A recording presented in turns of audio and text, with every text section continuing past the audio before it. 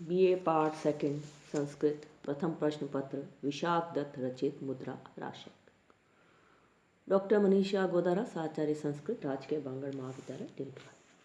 विशाख दत्त का मुद्रा राक्षस नाटक अपनी महत्ता और गौरव में अद्वितीय है। प्रणय प्रसंग पर आश्रित अधिकांश संस्कृत रूपकों के विपरीत यह ऐतिहासिक होने के अतिरिक्त भारतीय कूटनीति का प्रदर्शनकारी एक अनुपम नाटक है। नाटककार किसी राजवंश में उत्पन्न थे, इसका परिचय नाटक की प्रस्तावना से ही होता है, इसलिए राजनीति से उनका पूर्ण परिचय पाना स्वाभाविक ही है। इसके रचयिता विशाख दत्त ने प्रस्तावना में अपना जो कुछ परिचय दिया है उससे पता चलता है कि इनके पितामह बटेश्वर दत्त अथवा वत्सराज किसी देश के सामंत थे। पिता भास्कर दत्त या पृथु ने महाराज की पदवी प्राप्त की थी। राजनीति, विशेषतः कौटिल्य अर्थशास्त्र तथा शुक्र नीति के प्रखांड पंडित होने के अतिरिक्त विशाख दत्त दर्शन शास्त्र, विशेषतः न्याय के तथा ज्योतिष के भी पूरे पंडित थे। वैदिक धर्मावलंबी होने पर भी उनका मत इतना उदार था कि बुद्ध धर्म को वह आदर की दृष्टि से देखते थे। जैन धर्म के प्रति उनकी जो अनास्था प्रतीत होती है वह अवश्य ही उस युग की धार्मिक भावना का एक उद्गार है। विशाख दत्त राजनीति विषयक नाटकों की रचना में प्रवीण प्रतीत होते हैं। इनकी विश्रुत रचना तो मुद्रा राक्षसी है, जो चंद्रगुप्त मौर्य के जीवन से संबंध है और जो अमात्य चाणक्य की बुद्धिमत्ता और कूटनीतिमत्ता का एक विमल निदर्शन है। इनकी दूसरी नाट्य कृति है देवी चंद्रगुप्त, जिसमें गुप्त वंशीय नरेश रामगुप्त की दुर्बलता तथा चंद्रगुप्त द्वितीय के प्रबल पराक्रम का बड़ा ही वैभवशाली विवरण है। राजा रामगुप्त ने भीरुता के कारण प्रबल शकराज के मांगने पर अपनी रानी ध्रुव देवी को उसे समर्पित कर देना स्वीकार कर लिया था।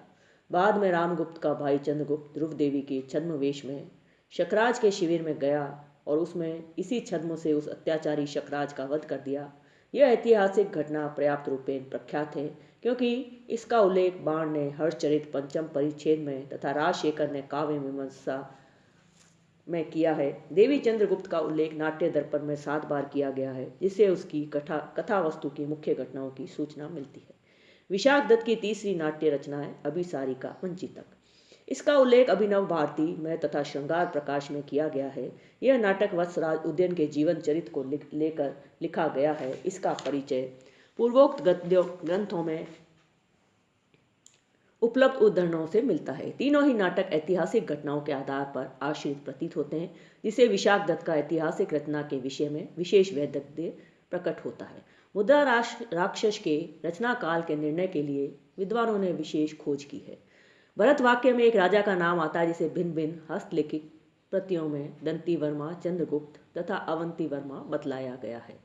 इस भरत वाक्य का आशय यह है कि जिस प्रकार भगवान विष्णु ने हिरण्याक्ष के उत्पीड़न से संतप्त भूतल का उद्धार वाराह रूप से किया, उसी प्रकार इस समय म्लेच्छों के द्वारा उद्विग्न होने वाली पृथ्वी की ये पार्थिव अपने भुजबल से रक्षा करे।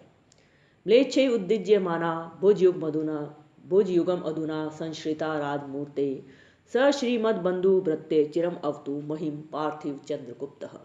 नामों में भिन्नता होने से समय के निर्णय में नितांत बाधा है और यही कारण है कि विद्वानों में इस विषय में एक मत नहीं है और भिन्न भिन्न शतियां आश्रयदाता की नाम भिन्नता के आधार पर इस नाटक के निर्माण काल के लिए प्रस्तुत की गई है।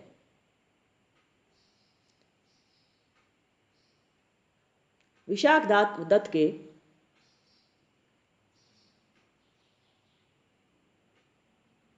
विषय में 2 मत विशेष प्रौढ़ प्रतीत होते हैं। विशाख दत्त गुप्त वंश के चंद्रगुप्त द्वितीय 375 से 413 ईस्वी के समय में आविर्भूत हुए। विशाख दत्त के आश्रयदाता अवंती वर्मा मोखरी थे। समय की परीक्षा में 2-3 बातों पर ध्यान देना आवश्यक है। पहला है चंद्रगुप्त की घटना, जिसमें बुध योग से पूर्ण चंद्र ग्रहण के होने में भी प्रतिपत्ति दिखलाई गई है। वराहमिहिर ने अपने प्रख्यात व्रत संहिता में इस मत का प्रबल खंडन किया है। अतः विशाख दत्त का समय वराहमिहिर लगभग 490 ईस्वी से पूर्व ही होना चाहिए। जैन धर्म तथा बौद्ध धर्म के प्रति लेखक की सम्मान भावना भी विचारणीय वस्तु है। सप्तम अंक के पंचम श्लोक में बौद्ध धर्म की विशेष प्रशंसा है। फलतः लेखक सप्तम शती के अनंतर नहीं हो सकता, क्योंकि यह तो बुद्ध युग के बुद्ध धर्म के हास का युग है। तृतीय बात है भरतवाक्य में म्लेच्छों का उल्लेख। म्लेच्छों की पहचान किससे की जाए? डॉक्टर विल्सन म्लेच्छों का तात्पर्य पठानों से लगाते थे, इसलिए इन्होंने इस नाटक का समय 11वीं या 12वीं शती माना। केटी तेलन ने म्लेच्छों का तात्पर्य आरंभिक मुसलमान आक्रमणकारियों से लगाया और नाटक का समय 7वीं शती माना, परंतु बहुत संभव है कि म्लेच्छों से लेखक का आशय हुनों से हो, जो गुप्त युग में तथा उसके बाद भी बड़े भारी उत्पाती और भयंकर प्रतिपक्षी माने जाते थे। बाह्य साक्ष्य भी विशेष महत्व का नहीं है। नाटक का सबसे प्राचीन उल्लेख है धनिक के दश रूपावलोक 10वीं शती में। यदि इस नाटक को चंद्रगुप्त द्वितीय के समय की रचना माने तो म्लेच्छ उद्देश्य माना विशेषण उस राजा की ज्ञात घटनाओं के साथ मेल नहीं खाता। उस समय हुनों ने भारतवर्ष में प्रवेश नहीं किया था और न उस युग में वे उद्वेग के कारण ही थे। डॉक्टर हिले ब्रांड के संस्करण में अवंती पर वर्मा पाठ पीछे का माना गया है। ऐसी विषम स्थिति में यथार्थ निर्णय समय के विषय में नहीं किया जा सकता। विशाख दत्त का समय सप्त शती में मानना उचित है। वे बाण वर्ष से सर्वथा परिचित प्रतीत होते हैं। इस नाटक में जो कुछ भी घटना घटती है वह इसी उद्देश्य को अग्रसर करती जाती है। चाणक्य चंद्रगुप्त मौर्य के शासन को दृढ़ बनाने के लिए नंद नरेश के सुयोग्य मंत्री राक्षस को मौर्य नरेश का प्रधान अमात्य बनाना चाहता है। इस घटना का संयोजक स्वयं आचार्य चाणक्य ही है, जो चंद्रगुप्त के मंत्री पद पर प्रतिष्ठित है। राक्षस को बुद्धि बल से परास्त कर चंद्रगुप्त का मंत्री बनाना चाहता है। इस लक्ष्य की सिद्धि के लिए उसने अपने जिस बुद्धि वैभव का प्रदर्शन किया है वह राजनीतिज्ञों को भी उलझन में डालने वाला है। पाश्चात्य विद्वानों की सम्मति में भी इस नाटक में घटना की एकता का जितना सुंदर प्रदर्शन हुआ है उतना अन्यत्र नहीं। आदि से लेकर अंत तक सभी घटनाएं राक्षस के वशीकरण की ओर ही प्रवृत्त हो रही हैं। घटनाएं बड़ी पेचीदी तथा विच्छिन्न सी प्रतीत होती हैं, परंतु उनका समन्वय एक ही प्रयोजन की सिद्धि में अनुस्यूत है। विशेषता। मुद्रा राक्षस नाटक की विशेषता। मुद्रा राक्षस नाटक अनेक दृष्टियों से संस्कृत साहित्य में अद्वितीय है। संस्कृत की सामान्य नाट्य धारा के प्रतिकूल इसमें प्रेम कहानी का नितांत अभाव नहीं है, प्रत्युत इसमें प्रणय का वातावरण भी नहीं है। इस नाटक में नायिका का एकदम अभाव है और नाटक के वातावरण को स्निग्ध और ललित बनाने वाले विदूषक का भी कहीं पता नहीं है।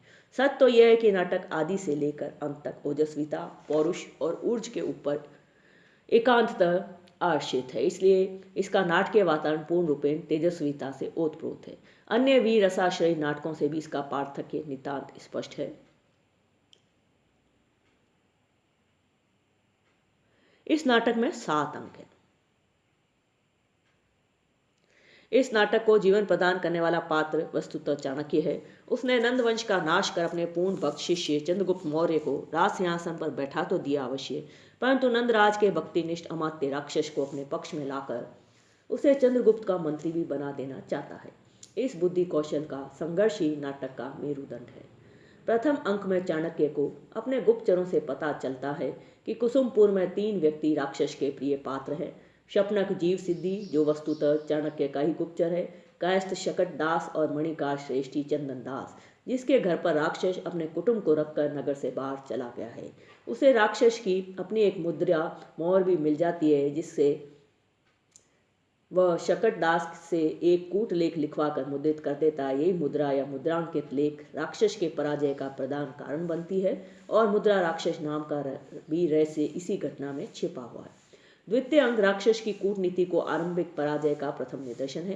कुसुमपुर में प्रवेश करते समय ही चंद्रगुप्त को मार डालने की गहरी योजना राक्षस ने अपने गुप्तचरों की सहायता से तैयार की थी, परंतु चाणक्य की जागरूकता के कारण वह योजना खेल नहीं पाती। प्रत्युत कलिका के रूप में ही वह ध्वस्त हो जाती है। तृतीय अंक में कौमुदी महोत्सव के प्रतिषेध की मनोरंजक कथा है, जिसमें चंद्रगुप्त चाणक्य से कपट विग्रह खड़ा करता है और राक्षस को अपनी नीति को सफल बनाने का स्वप्न देखने का अवसर देता है। शारदीय पूर्णिमा को कौमुदी महोत्सव मनाने की राजज्ञा थी, परंतु चाणक्य जानबूझकर अवसर प्राप्त न होने से उस आज्ञा का उल्लंघन करता है। चतुर्थ अंक में राक्षस को अपनी योजना की विफलता का पता चलता है। वह नंद के सिंहासन पर मलय केतु को ही चंद्रगुप्त को हटाकर बैठाना चाहता है। मलय केतु स्वयं राक्षस से भेंट करता है और अपने स्वर्गीय पिता पर्वतेश्वर के आभूषण को मंत्री वर्य को पहनने के लिए देता है। पंचम अंक में इस नाटक की गर्भ संधि है। तथा अंग्रेजी आलोचना के अनुसार इसमें कथा वस्तु का सातिशय संघर्ष है। मुद्रित लेख तथा आभूषण पेटिका के साथ सिद्धार्थ तक पकड़ा जाता है और इन वस्तुओं की सहायता से मलय केतु को पूर्ण विश्वास हो जाता है कि राक्षस गुप्त रूप से चंद्रगुप्त का ही हित चाहता है और इसलिए वह राक्षस से अलग हो जाता है। चाणक्य की कूटनीति के उत्कर्ष का प्रदर्शन इस अंक में पूर्ण रूप से विद्यमान है। फलतः राक्षस से विरोध करने पर मलय केतु अपने सहयोगी राजाओं के साथ पकड़ा जाता है। अंतिम 2 अंकों में राक्षसों को पकड़ने का सफल उपक्रम है। षष्ठ अंक में राक्षस चंदन दास की प्रवृत्ति जानने के लिए कुसुमपुर में लौट आता है। एक पुरुष से भेंट होती है जो उसे चंदन दास के भावी प्राणहरण फांसी की सूचना देता है। सप्तम अंक में चांडाल चंदन दास को फांसी देने के लिए वध स्थल पर लाते हैं, जहां उसकी धर्मपत्नी अपने पुत्र के साथ अपने भी मर जाने की घोर प्रतिज्ञा पति को सुनाती है। अपने मित्र को इस घोर विपत्ति से बचाने के लिए जो उसी के परिवार को रखने से आई थी, राक्षस स्वयं उपस्थित हो जाता है और चाणक्य के सामने उसका वंशवध सुहृद बन जाता है तथा चंद्रगुप्त का अमात्य बनाना स्वीकार कर लेता है। इसी घटना से नाटक का अंत होता है। यह अंतिम घटना चाणक्य को गंभीर कूटनीति, गहरी चाल तथा असाधारण बुद्धि के ऊपर एक मनोरंजक भाष्य है। कार्य की अन्विति बड़ी ही सुंदरता के साथ यहाँ प्रदर्शित हुई है। चरित्र चित्र में विशाख दत्त की लेखनी बड़ी मंजीवी दिखती है। एक पात्र के चरित्र विकास के लिए अन्य सदृश्य पात्र की कल्पना नाटककार ने की है, जिसके तारतम्य करने से दोनों की विशिष्टता का ही स्फुटीकरण सद्य हो जाता है। चाणक्य तथा राक्षस, चंद्रगुप्त तथा मलय केतु ऐसे ही एक दूसरे के आमने सामने खड़े होने वाले युगल रूप में चित्रित पात्र है। चाणक्य की राजनीतिक चातुरी अपनी तुलना नहीं रखती। कूटनीति के इस प्रकांड पंडित के कार्यों के गुप्त बीज तब उद्घाटित होते हैं जब उनका फल सबके सामने उज्ज्वल रूप से प्रकट हो जाता है। उसके प्रत्येक वाक्य में, प्रत्येक कार्य में, प्रत्येक चेष्टा में कोई न कोई रहस्य अवश्य ही छिपा हुआ रहता है। चंद्रगुप्त को यह स्वतंत्र रूप से आचरण करने तथा उसके आदेशों के उल्लंघन करने की स्वयं मंत्रणा देता है, जिससे शत्रु को क्षणिक उल्लास हो और वह अपने उद्योगों में शिथिलता करने लगे, और ये फल हुआ भी। इस नाटक को गति तथा मति, प्रेरणा तथा स्फूर्ति देने का एकमात्र श्रेय यदि किसी को है तो वह चाणक्य को ही है। परंतु चाणक्य में हृदय की अपेक्षा मस्तिष्क ही अधिक है, भाव की अपेक्षा बुद्धि तत्व का ही प्राबल्य है। अतः वह हमारे आदर का पात्र है, स्नेह का नहीं। आतंक से हम उसके सामने नतमस्तक हो जाते हैं, परंतु प्रेम से नहीं। उसमें उदारता की कमी है, परंतु अपनी कूटनीति की सिद्धि के लिए वह अकार्यों को भी प्रश्रय देने से परांगमुख नहीं होता। उसकी तुलना में राक्षस की नीति अवश्य सफल नहीं होती, परंतु फिर भी राक्षस की मानवता, कोमल हृदयता तथा मित्र वत्सलता नितांत शलाघनीय है। राजनीति के अखाड़े में पराजित होने पर भी राक्षस मानवता के क्षेत्र में विजयी सिद्ध होता है। उसमें बुद्धि तत्व की न्यूनता होने पर भी हृदय तत्व की प्रचुरता है, इसलिए वह दर्शकों के हृदय को बरबस अपनी ओर खींचता है। उसके लिए हमें सम्मान है तथा प्रेम है। वह अपने परलोकगत स्वामी के हित के लिए प्राणपण से चेष्टा करता है। वह विलीन तथा स्तंभगत कार्यों तथा कामनाओं के लिए लड़ता है। बिना किसी आशा के ही स्वामी हित का संपादन उसकी स्वामी भक्ति का उज्ज्वल दृष्टांत है। सौहार्द का तो वह जीवित प्रतीक ही है। चंदन दास के प्राण बचाने के लिए वह प्रतिज्ञा को भूल जाता है। प्रतिज्ञा का विलयन भले ही हो जाए, परंतु अपने सुहृद का उसके लिए बाल भी बांका न होने पाए, ये उसके जीवन का आदर्श है। चाणक्य भी राक्षस की अलोक सामान्य स्वामी भक्ति तथा उत्कृष्ट मित्र वात्सल्य से पूर्ण परिचित था, और इसलिए वह उसे चंद्रगुप्त के अमात्य पद पर प्रतिष्ठित करना चाहता था। इस प्रकार चाणक्य में बुद्धि तत्व का प्राचुर्य है तो राक्षस में हृदय तत्व की प्रतिष्ठा है। दोनों पात्र एक दूसरे के संघर्ष में आकर खुलते और खिलते हैं। चंदन दास की भी सच्ची मित्रता श्लाघनीय है। वह विषम परिस्थितियों में आकर भी अपने निश्चय से नहीं हटता। चाणक्य उसे नाना प्रलोभनों से लुभाकर अपनी कार्य सिद्धि करना चाहता है, परंतु यह सच्चा मित्र हिमालय के समान अडिग खड़ा रहता है। प्रलोभनों के आगे झुकने का नाम भी नहीं जानता। अपने कुटुंब को संकट में डालना तथा अपने प्राणों की आहुति देना, इसे वह सौहार्द योग का परम आवश्यक अंग मानता है, और इसी आदर्श पालन के कारण वह हमारे हृदय में सम्मान का पात्र है। मुद्रा राक्षस का नायक चंद्रगुप्त धीरोदात्त नायक है। वह अपने मार्गदर्शक गुरु का अंधभक्त शिष्य है, जो स्वप्न में भी अपने गुरु से काल्पनिक कलह करने में भी कांप उठता है। चाणक्य का वचन उसके लिए वेद वाक्य है। उसे अपने गुरु की अलौकिक कार्य कुशलता तथा कूटनीति पटुता में अटूट विश्वास है, और यही उसकी गुरु भक्ति की आधारशिला है। वह युद्धवीर है तथा अनुभवी शासक है, और इसलिए उसके सामने सिद्धियां स्वतः नत होती हैं। चाणक्य के बारंबार कहने पर कुछ काल के लिए स्वातंत्र्यता का ढोंग रचता है, परंतु वह भी शत्रु को बुलावा देने के निमित्त ही। ठीक इसके विपरीत मल्लकेतु बुद्धिहीन, अयोग्य तथा कच्ची बुद्धि का अभिमानी युवक है, जो अपने हित अनित, शत्रु मित्र को परखने की क्षमता से विहीन है। राक्षस सचमुच उसे मगध के सिंहासन पर प्रतिष्ठित करना चाहता है, परंतु वह अपनी कच्ची बुद्धि के कारण राक्षस की सद्भावना तथा कार्य क्षमता में विश्वास नहीं करता, इसलिए उसे पराजित होना पड़ता है। हमें उसकी मूर्खता पर दया आती है। मुद्रा राक्षस की शैली में एक विलक्षण पुरुषत्व है, जिससे उसका प्रत्येक अक्षर सुशोभित है। मुख्य रस वीर ही है। अलंकारों का पद्यों में उतना ही प्रयोग है जिससे भावों के प्रकटन में अथवा मूर्त की कल्पना में तीव्रता का वैशद्य से जन्म होता है। पात्रों के अनुकूल ही भावों का निवेश तथा भाषा की प्रतिष्ठा है। तृतीय अंक में शरद ऋतु का भी रोचक वर्णन है, परंतु वह संदर्भ तथा कथानक को एक उन्नत कोटि तक पहुंचाने का कार्य करता है। आशय यह है कि विशाख दत्त ने इस नाटक को उजस्वी और वीर रस मंडित बनाने में कुछ उठा नहीं रखा है। चाणक्य को इस बात की आशंका से भी मान क्षोभ हो रहा है कि उसके रहते हुए चंद्रगुप्त का अभिभव और तिरस्कार कौन सोच रहा है। वह कहता है प्रथम अंक के 8वें पद्य में, आस्वादित द्विरथ शोणित शोण शोभाम संध्या अरुणामेव कलाम शश लांछनस्य जृंभा विदारित मुखस्य मुखात् स्फुरन्तीम को हर्तुम इच्छति हरे परिभूये दंष्ट्राम। अर्थात सिंह का तिरस्कार कर उसके दांत को कौन व्यक्ति उखाड़ना चाहता है। हाथी को खाने के कारण उसके लहू से लाल रंग की वह दंष्टा अत्यंत चमक रही है और संध्या काल में चंद्रमा की कला के समान लाल रंग की शोभा से मंडित है। जम्बाई लेते समय सिंह ने जब अपना मुंह खोला तब वह उसमें चमक रही है। ऐसी दंष्टा को सिंह के मुख से उखाड़ लेने वाला पुरुष काल के साथ साक्षात युद्ध कर रहा है और अपने ही हाथों से उसे न्योता दे रहा है। अप्रस्तुत भावना कितनी सुंदरता से अभिव्यक्त की गई है। विशाख दत्त राजनीति के प्रवीण पंडित थे, यह कहना व्यर्थ है, और इसलिए इस नाटक में कौटिल्य के अर्थशास्त्र का विपुल प्रभाव विशेष भावें दृष्टिगोचर होता है। इनकी प्रतिभा राजनीतिक नाटकों के प्रणयन में बिना किसी संदेह के सर्वथा सफल मानी जा सकती है, क्योंकि इनका दूसरा अधूरा नाटक देवी चंद्रगुप्त भी पूर्ण राजनीतिक तथा ऐतिहासिक वृत्त से मंडित है।